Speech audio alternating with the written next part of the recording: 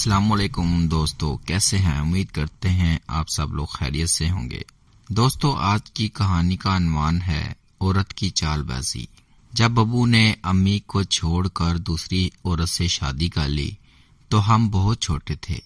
والدہ نے محنت کر کے ہم کو پروان چڑھایا۔ بھائی خالد مجھ سے 2 ہی برس بڑے تھے۔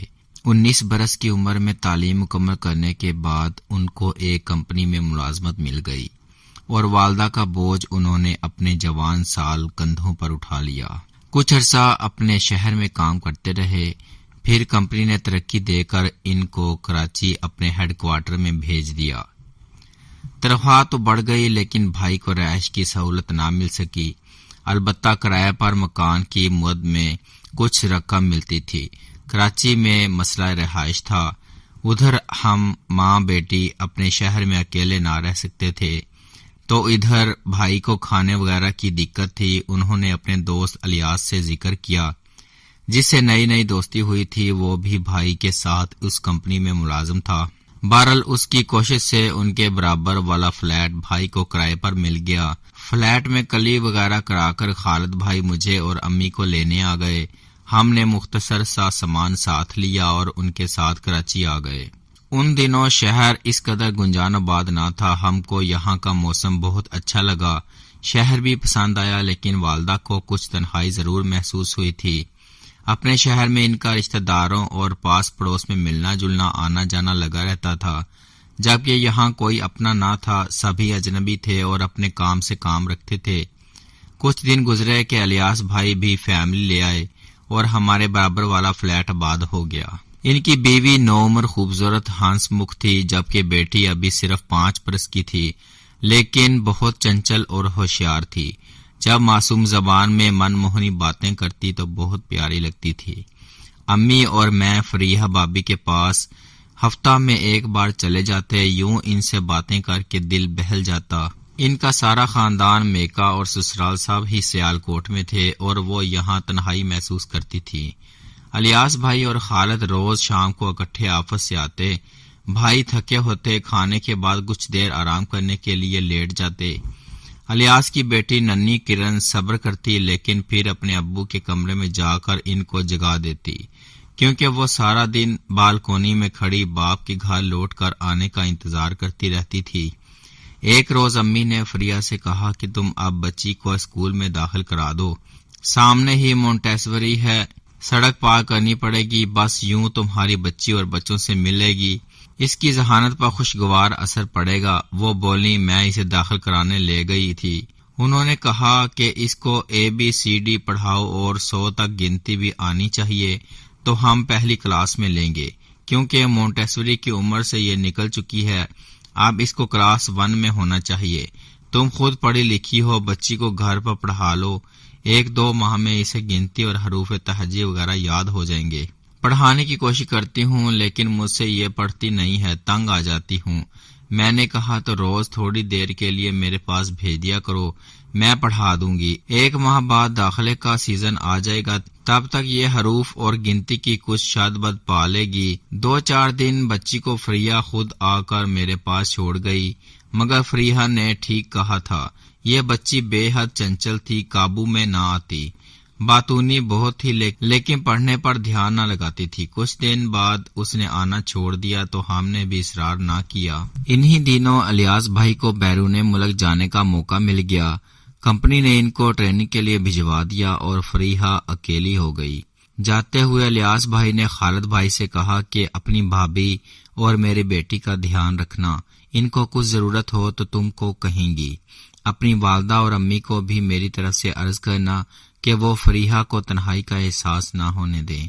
الیاس بھائی کو گئے 1 ماہ بامشکل ہوا تھا کہ فریحہ بجھی رہنے لگی۔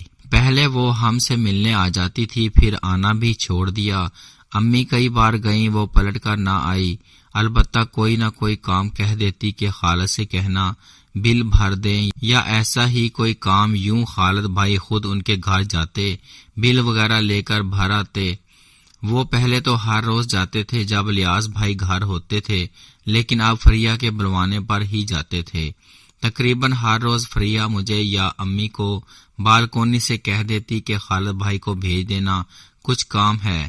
ہمارے فلیٹ کا دروازہ ان کے دروازے کے ساتھ تھا، لہٰذا وہ آواز بھی دیتی تو ہم سن لیتے تھے۔ اکثر ننھی کرن آواز لگاتی، خالد انکل آ جائیے، امی بلا رہی ہیں۔ وہ دوائیاں، گھر کا سودا سلف اور راشن وغیرہ بھی خالد بھائی سے منگوانے لگیں۔ ہر اتوار کو میرے بھائی کے ذمے یہ کام ہوتے کہ ہفتہ بھر کی سبزی وغیرہ، مرغی کا گوشت، آٹا وغیرہ ان کو خرید کر لا دیتے۔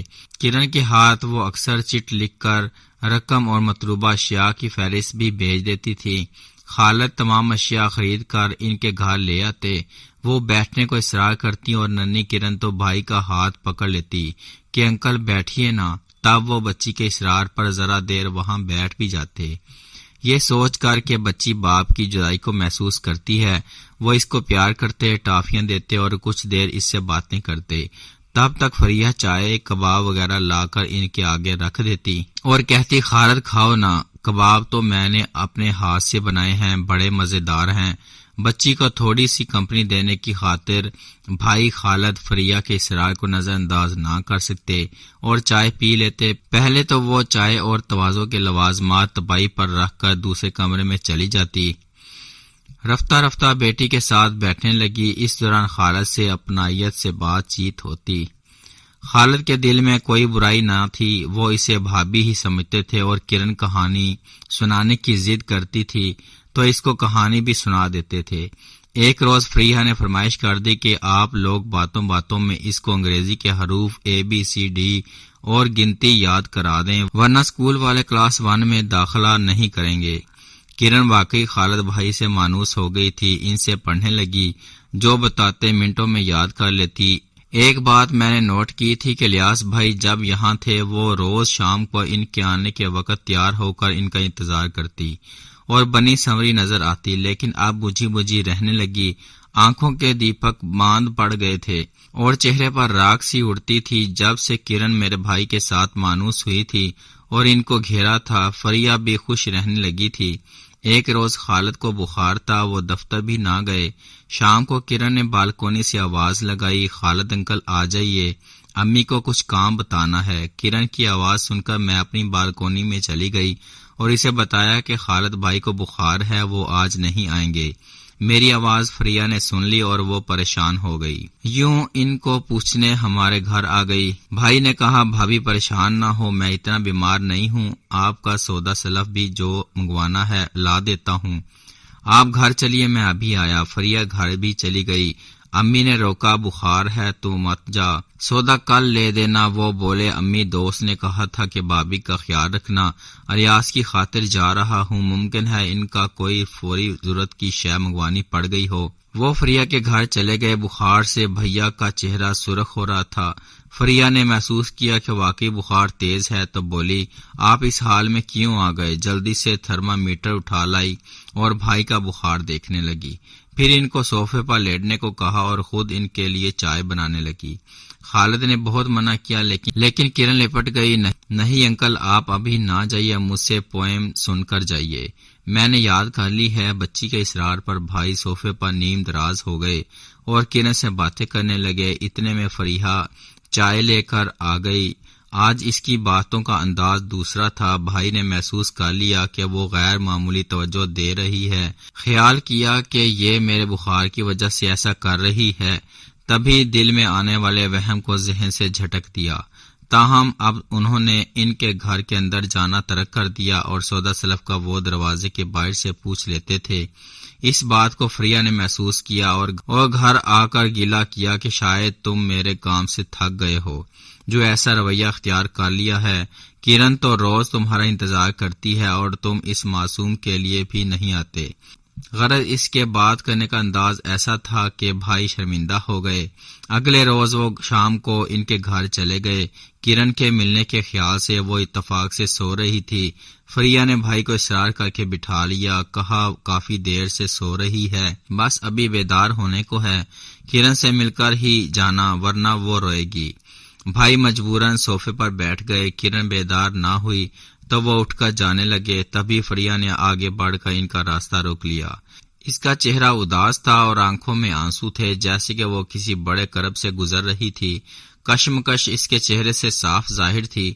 بھائی کو پسینہ آ گیا اور وہ خود کو سنبھال کر فریحہ کو دھکا دے کر دروازے کی طرف بڑھے اور اپنا دامن بچا کر اس کے گھر سے نکل آئے۔ خالد نے تنہا عورت کے بکھرنے کا یہ روپ پہلی بار دیکھا تھا۔ انہوں نے عہد کر لیا کہ اب کبھی اس کے گھر کی دہلیز کے اندر نہیں جاؤں گا، خواہ کرن کتنی ہی آوازیں لگائے۔ سچ ہے، امی ٹھیک کہتی تھیں، اکیلی عورت کے گھر نہ جایا کرو۔ وہ واقعی پھر نہ گئے۔ کرن اور فریحہ نے کئی بار بلایا، انہوں نے بہانہ کر دیا اور گھر سے سیڑھیاں اتر کر سڑک پر نکل گئے۔ ان کی بے رخی اور وہ رویہ فریحہ پر قیامت بن گیا۔ وہ خود بار بار ہمارے گھر آنے لگی، تب امی بھی کچھ گھبرائیں۔ چلاک فریحہ نے بات بنائی، خالد نے مجھ سے کچھ رقم ادھار لی ہے، اب مجھے ضرورت ہے، واپسی کے لیے کہا تو مجھے دیکھ کر گھر سے نکل جاتے ہیں۔